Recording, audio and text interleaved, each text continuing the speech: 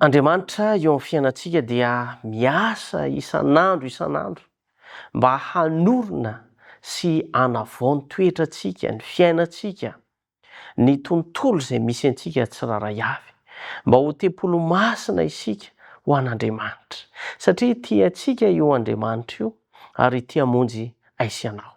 Mila miara-miasa aminy isika amin'ny alalan'ny fanekena sy ny fampiasana ny hery izay omen'Andriamanitra antsika, ka mila itokina ny teny fikasan'Andriamanitra satria ny fitokintsika ny teny fikasany no ahafahantsika mampiasa ny herin'Andriamanitra, miara-miasa amin'Andriamanitra mba hanorenana fiainana madio sy mendrika. Mila miaraka ao amin'ny sekolin'i Kristy isika, zava-dehibe miaraka ao ary mianatra ao anatin'izany sekoly izany, satria ao no ahazoantsika ny fisainana izay ahazoantsika ny fiainana mandrakizay. Tokony hanohitra ny fakam-panahy eo amin'ny tontolo izay misy aisanao itsika tsiraray avy, satria araka ny tenin'Andriamanitra dia Andriamanitra ny manome antsika hery, Andriamanitra ny manampy antsika mba hahatonga antsika hanana faharetana, ary ao anatin'izany dia mila miezaka isika ny hananantsika ny faharetana. Raha fihesitsika izay dia izao hoe Andriamanitra no mpanorona ny fiainantsika tsiraray avy, satria izy no manamboatra sy manova antsika ho tempolo masina araka ny sitrapony. Mila miara-miasa amin'Andriamanitra ny olona tsiraray avy, izao sy ianao. Tsy miasa irery Andriamanitra fa mitaky fanekena sy fandraisantsika anjara amin'ny fanorenana ny fiainantsika tsiraray avy.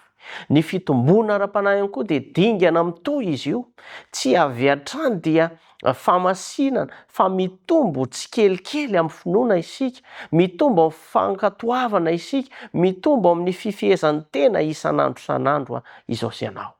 Izany hoe mila ezaka sy tolona amin'ny fakam-panahy. Satana dia mamelatra velam-pandrika manoloana antsika isan'andro, koa mila miezaka isika manalavitra izany fakam-panahy izany. Tsy maintsy miady isika ary mila misafidy ny tsara hatrany isika miaraka amin'ny fanampin'ny fanahy masina isika.